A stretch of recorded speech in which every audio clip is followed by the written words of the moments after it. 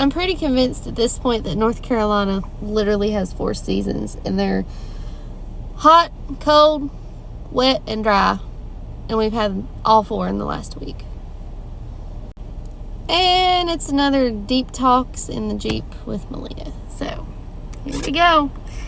Have y'all ever thought about this? Like, if we read the Bible, people were saying the name of Jesus, and people were getting healed, people were coming back from the dead and all that stuff, right? Do you guys realize that we have the same power today? And it all stemmed from the power of belief, like truly believing that Jesus could do something. And I'm not saying that we don't believe Jesus can do stuff, but I'm saying that faith almost takes a back burner. We have so much information today. We can look up anything at the drop of a hat. You know, there's so much information on the internet and everything else. And I think for a lot of us, because everything is so freaking accessible, it can sort of dumb down our faith. And as far as dumbing down our faith, I mean, you know, something I used to practice was what I called logical faith. Here's the thing. Faith isn't logical. None of it is logical, okay?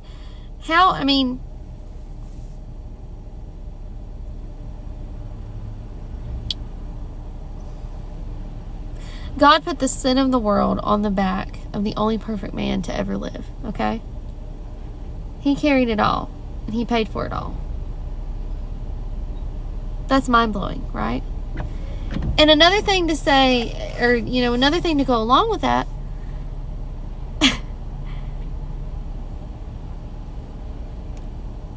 faith is impossible to be logical, and let me tell you why. If you look in Daniel, I think it's chapter 6, Shadrach, Meshach, and Abednego went into that fiery furnace with confidence. With confidence that God would bring them out, whether dead or alive. Because they were saying, you know, if we go in and die, then we'll be with God. If we come out, God will be with us through it, and then he'll be with us after. So, saying that your faith is logical, that doesn't even make sense. Because faith is illogical. It doesn't make sense. But we're not supposed to understand God. He's impossible to understand. He's impossible to figure out. There are things we're never going to know the answers to until we get to glory. And even then, we're probably not going to know all of them because it's God. If we knew everything about God, then God wouldn't be God, right? He would just be a being that, you know, we can figure out. And I think in the age of information we live in, sometimes we think we figured it all out, right? We haven't even scratched the surface.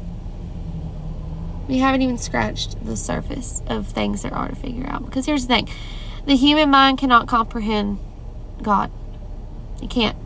It can't comprehend the fact that a living being essentially snapped his fingers and the entire world was made in 7 days.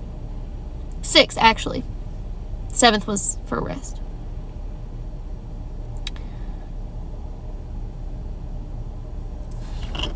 But I want to leave you with this today. Dive deeper in your faith. Really, truly believe who Jesus says that he is. Really, truly believe that the power that he has lives inside of you. Because he chose to bleed and die for us, right? Okay? And so when we get saved, he comes and lives inside of us, correct? Yes. So, we have the same power available to us that the prophets did back in the Old Testament, that Peter, James, and John did in the New Testament, that the Apostle Paul had. The 7 sons of Sceva is a great example. Sceva was a priest in, I forget what town it was, but anyway, he was a Jewish priest, and, you know, his sons thought that they could go in and do, you know, what Paul had done and kick demons out and stuff like that. But here's the thing, they did not have Jesus. They didn't know Jesus, right? And I did a message about this several months ago, early on in this year.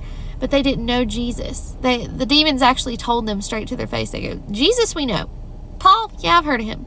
You, we have no idea who you are. Because they were trying to do it in their own power. So anything you're trying to do in your own power, trust me when I say you're going to screw it up. You're human. You're not perfect. Only the big guy's perfect. Now, when you follow after him, when you chase after what he's asking you to do, when you do what you believe God's leading you to do, it's going to be hard. I can absolutely guarantee you that. But it's also worth it. Romans 8:28 says that God works all things out together for good who those who love him, right? And he does. But you have to love him. You have to have that relationship with him first, right? You can't just get saved and say, thanks, God. Appreciate it. See you in heaven. Nope, that ain't how it works. You get saved.